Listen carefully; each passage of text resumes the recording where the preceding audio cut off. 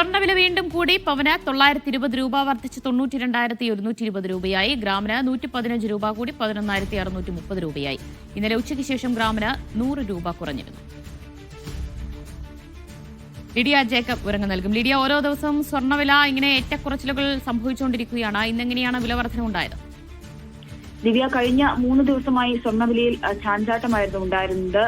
കഴിഞ്ഞ 3 ദിവസത്തിനുള്ളിൽ 5,640 രൂപയോളം സ്വർണത്തിന് ഇടിഞ്ഞിരുന്നു.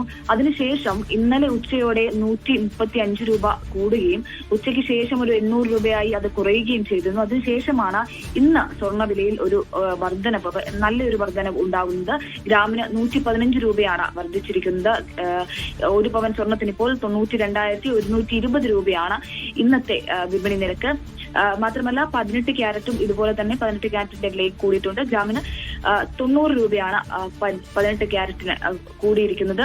ഇത്തരത്തിൽ രാജ്യാന്തര വിപണിയിലെ വില മാറ്റമാണ് ഇത്തരത്തിൽ ഇന്ത്യയിലെ വില മാറ്റത്തിനും കാരണം. എന്തായാലും ഡോളർ രൂപ വിനിമയ നിരക്കും ഒപ്പം ഇറക്കുമതി തീരുവയുമാണ് ഇത്തരത്തിൽ സ്വർണ്ണവിലയെ തീരുമാനിക്കുന്നത്, സ്വർണ്ണവില നിയന്ത്രിക്കുന്നത്.